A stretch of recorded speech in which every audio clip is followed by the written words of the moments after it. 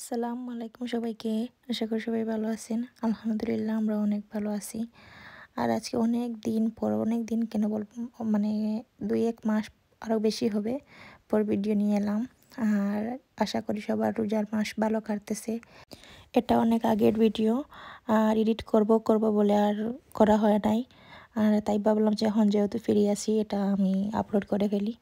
আর এখানে আমি রোজার আগে কিছু প্রিপারেশন নিয়ে নিয়েছিলাম যাতে আমার রমজান মাসটা একটু সহজে কাটে, আমার এত পেরেশানি করা না লাগে।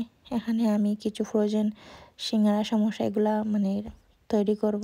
যদি এগুলো আগে থেকে বানানো হয় তখন দেখা যায় যে ইফতারের সময় ঝামেলাটা একটু কমিয়ে হয়, যেহেতু আমাদের বাজার পোড়া খেতেই হয়, না চাইলেও খেতে হয়, এই জন্য সামান্য কিছু আয়োজন।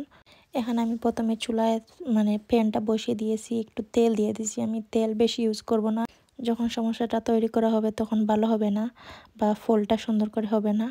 এখানে আমি কিমাটা আগে রেডি করে নেব। এখানে আমি গরুর কিমা ইউজ করতেছি। আর এই দেখতেই পারতেছেন আমি কিমা দিয়ে দিয়েছি। কিমাগুলো আমি আগে থেকে পরিষ্কার করে নিয়েছিলাম, যেহেতু ভিডিওতে দেখতেই পারতেছেন।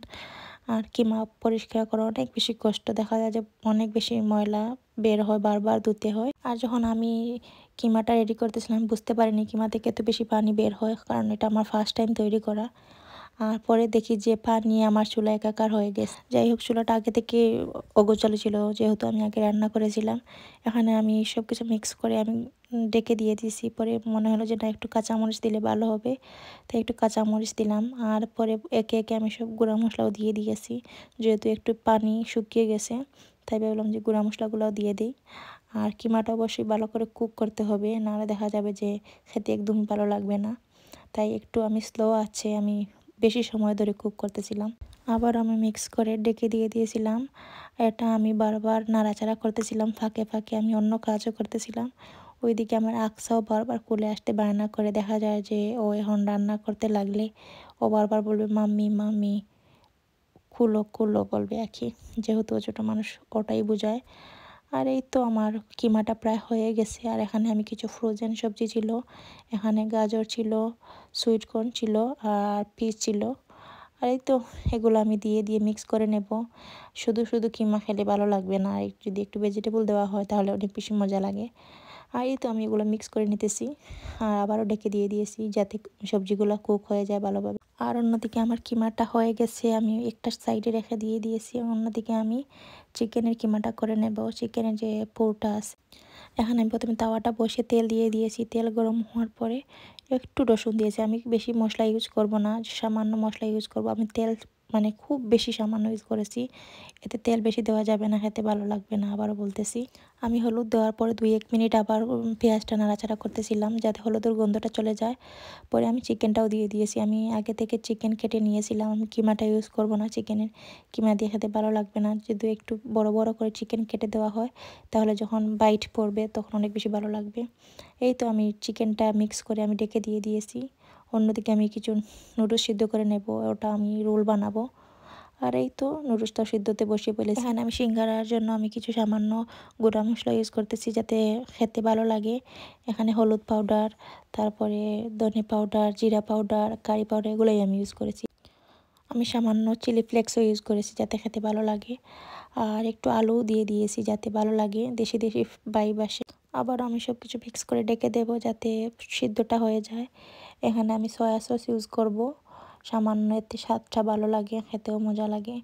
আপনি সয়া সস ইউজ না করলে হয়, শুধু এমনিতেই করলে ভালো লাগে। এখানে আমি ম্যাগি যে সসটা আছে ওটাও সামান্য পরিমাণ দিয়ে দেব। পরে দেখতেছি ওটা বের হইতেছে না, কি একটা ঝামেলা।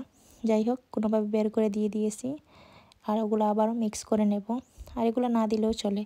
এই তো আমার কিমা হয়ে গেছে, আমি আস্তে আস্তে সবগুলো রেডি করে নেব। জানি না কতক্ষণে রেডি করতে পারবো, কারণ অনেক জিনিসপত্র বেবিদের নিয়ে আমি একটু সময় সময় নিয়ে করেছিলাম। আর এই তো আমি ভিডিওটা ডিলিট হয়ে গেছে যখন আমি রেডি করতেছিলাম। এই তো আমার সবগুলো হয়ে গেছে, দেখতেই পারতেছেন। এখানে আমি রোলটা করে নিয়েছি। আমি রোলের মাঝে চিকেন আর নুডলস যে সিদ্ধ করে রেখেছিলাম ওটা মিক্স করে একটা পুরো বানিয়েছি, অনেক মজা হয়েছে খেতে। এখানে আমি সমোসা ও কিমার যে সমোসাটা ওটাও রেডি করে নিয়েছিলাম। প্রথমে কয়েকটা আমার নষ্ট হয়ে গেছে, হয় নাই, পরে হয়েছে। আর এখানে আমি আলু দিয়ে একটা চারকোনা শেপ দিয়ে বানিয়েছিলাম, কি শেপ দেবো বুঝতে পারতেছি না। পরে ভাবলাম না, আমরা তো বাঙালি, মাথায় অনেক বুদ্ধি, তাই আমি ভাবলাম যে চারকোনা একটা শেপ দিয়ে দিই, খেলেই হলো। এত শেপ দিয়ে কি হবে। আর যাই হোক, এখানে আমি এগুলো আমি রাত্রে বানিয়ে রেখে ফ্রিজে রেখে দিয়েছিলাম, ডিপ ফ্রিজে, এগুলা মানে ফ্রোজেন করার জন্য। আর এখন আমি জিপলক ব্যাগে রেখে দেবো সবগুলো এক এক করে, যাতে অনেক দিন চলে যায়। আর এগুলো অনেক দিন চলে যাবে ইনশাল্লাহ। আর এই তো হাতের জিনিস খেতে তো অনেক বেশি মজা লাগে বাইরের জিনিস থেকে। আর এগুলো তো সেফলি খাওয়াও যায় নিঃসন্দেহে।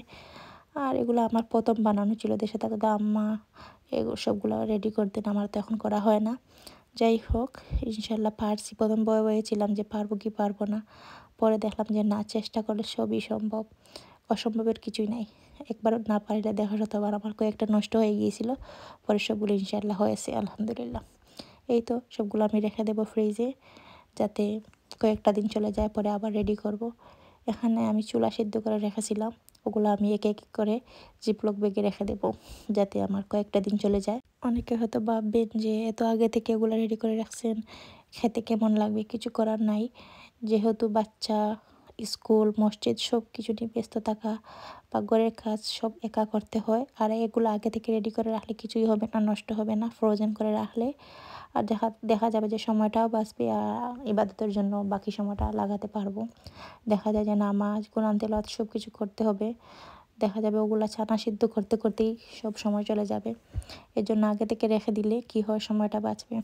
আর এই তো আমি একে একে সবগুলা বেগে ভরে দেবো।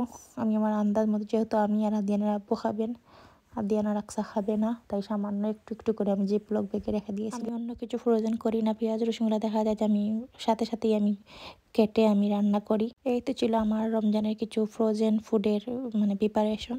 জানি না ভিডিওগুলো কেমন হয়েছে, অবশ্যই লাইক, কমেন্ট অ্যান্ড সাবস্ক্রাইব করবেন, আর অবশ্যই শেয়ারও করবেন, আর পাশে থাকবেন। আপনারা পাশে থাকলে আমি মানে খুব খুশি লাগে। ওকে, তাহলে ভালো থাকবেন, আল্লাহ হাফিজ।